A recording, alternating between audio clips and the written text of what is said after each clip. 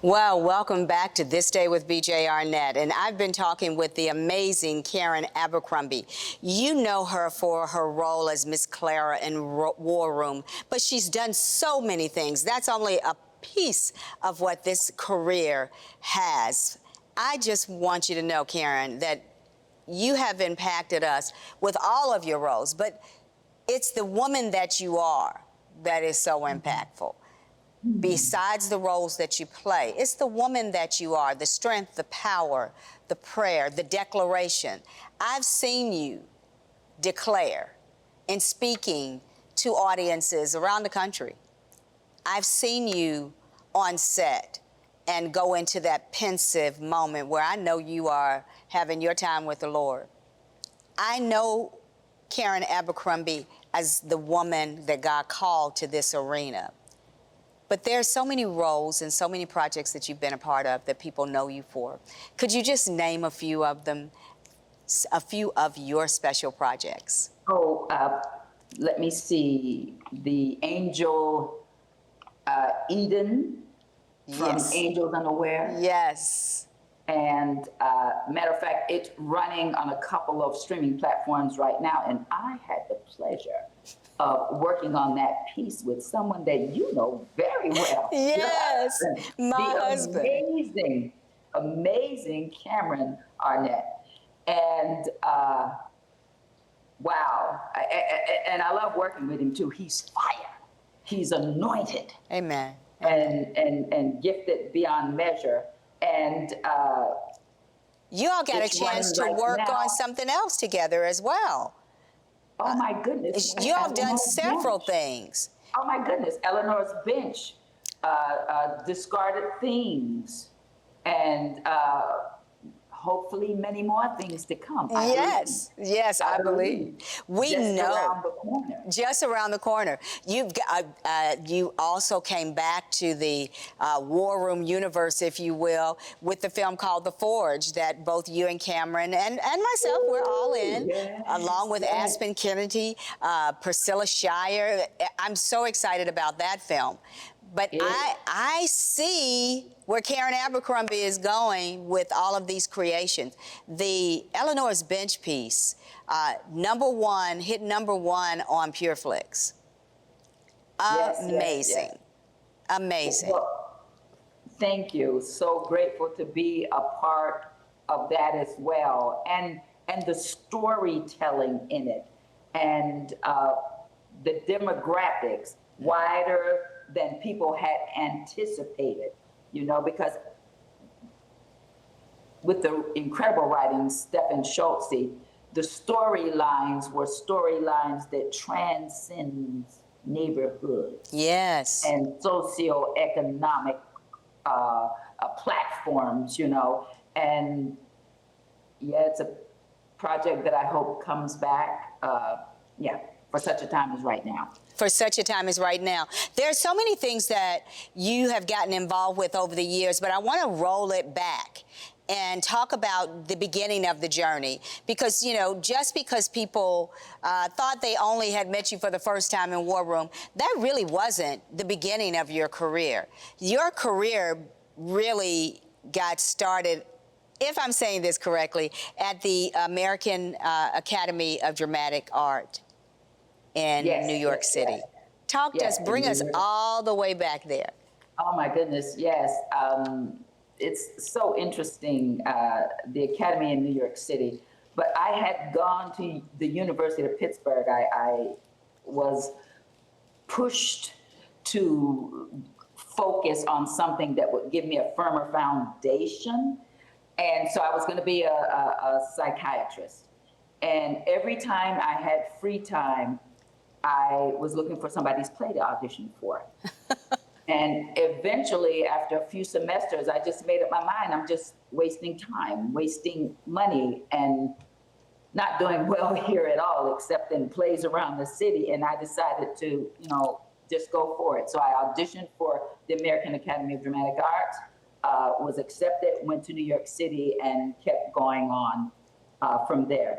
Honestly, I do love film, but live theater, girl, Oh my gosh. It's something about that audience. You're I pulling. love that. I Yeah. love that call and response, that electricity between the performer and the audience. Absolutely love it. As a matter of fact, I have a one-woman show called, it's a drama with music titled You Don't Know Me. I wrote the piece, I wrote the music, and gonna do a limited run around the country with it, and then take it into New York City. Late 2025 is the plan, but we'll see what the Lord says. You know, I love that. We'll see, but we'll see what the Lord said, because you want to be in step with what the Lord said, Oh, and not absolutely. out of step. I think Absolutely. it's such a key element of how you move as a producer, director, writer, songwriter. There is so much more to you than meets the eye. When you take a look at the things that you've been able to be a part of in your past and currently, what do you say is the number one thing that you would like audiences to know as they go? And then I'm going to ask you a second part of that, but I'm going to let you do that one first. Okay, I would say to everybody, whatever it is you're gifted to do, always put your best foot forward. Always do it no matter what the situation is, as if you were doing it unto the Lord. It should be unto the Lord first. And always make sure that whatever it is, you're on at the top of your game. Don't go to sleep on it. Don't get lazy with it, because you never know when the door is going to open and they call your name. And then if you go and you're not prepared, then what? So always be prepared, always working on it. Keep whatever your tool is sharpened. Oh, my goodness. Now, you're going to make me say this, because that opens the door to this statement that I've heard time and time again. Well, if we miss it a little bit, God will take care of it. Oh, no. Oh, no. That is the worst. And the people are crying and praying for opportunities. And then when he opens that door, when he knows it is the right time, the perfect time, Right. and then you're not ready, Yep. whose fault is that? That's exactly. So we've got to be ready to be in excellence for the field that God has placed us in. When you are looking at all of the different elements of filmmaking and where you are as a woman, as an African American woman who is Christ-centered first, saved by the Lord God, you are a Christian before you're anything. What do you think we should be looking at in order to stand correctly in a field that in many instances can have so many incorrect moves for us? Looking at the material you're about to jump into, as well as some of the producers. You're not made to work with everybody, do every piece. The word says, sweet water, a fountain can't deliver both sweet and bitter water at the same time. You know, so you have to be prepared to walk away. So be prepared to say no. Anytime, Oh, anytime. You know, if it's not the way, the direction, the project that you should be working on, even when the dollars are light, that bank account is getting low, because it does. Yep. And you know, those temptations, no. Be willing to say no.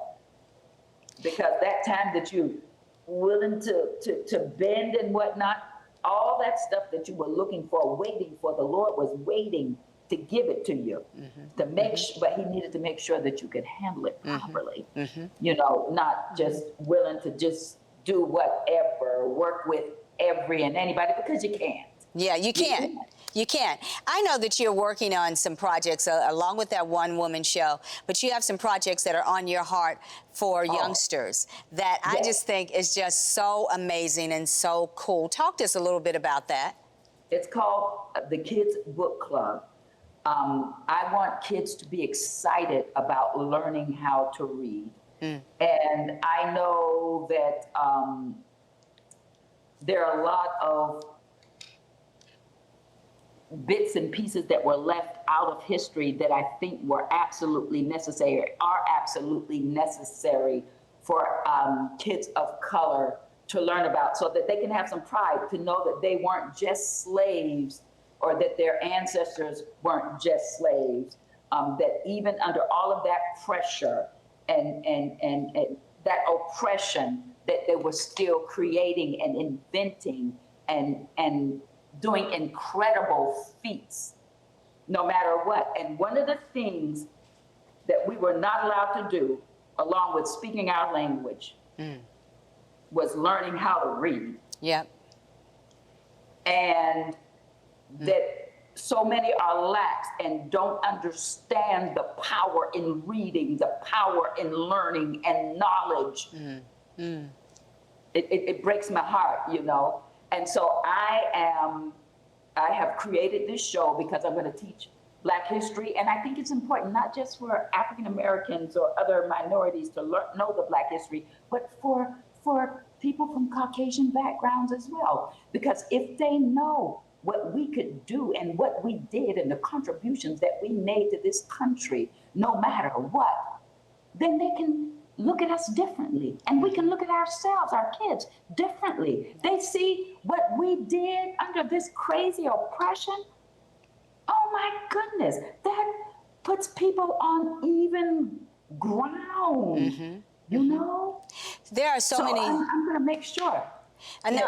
And everybody else who tunes in. I love it, because there's so many stories that we did not know, and that I have friends who are all kinds of different colors, shapes, and sizes, who say the same thing. When a story comes out, they'll go, wait a minute, why wasn't this in the history books? Why didn't we know about this? It was strategy. Strategic reasons, strategy. It truly was. But now we get the opportunity as filmmakers, as storytellers, as actors, producers, directors, and writers to tell those stories that are necessary to know so that we don't repeat them.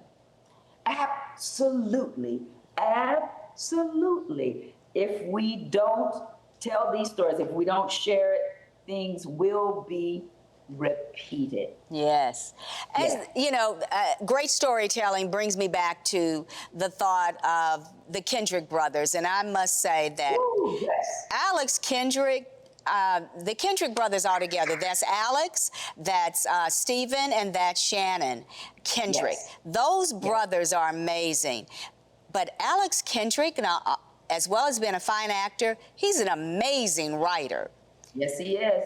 And has the ability to say, as a director, to his cast, okay, now, I've written this, and I've written it with my understanding, but here you are, actor, make it your own. Absolutely. Why is that important in the storytelling within writing? It is absolutely necessary, because you need that authenticity. You need that truth so that it rings the way that it should ring, authentically. And when it does, then it's received, it penetrates, all of that stuff. All of that. You have made a little woman, a praying warrior, Miss Clara, a household name. You took her and created her backstory, pushed her forward, and made her the one that everybody wanted to hear from. So from me to you, from our audience to your ears, we say thank you. Karen, how can we get in touch with you? How and who? First, let me say thank you, my sister. I love you. And you, by the way, too. You're quite the diva. You're quite the actress now. Everybody, watch this sister. Oh, gosh. Sing, as well as a fine, fine actress.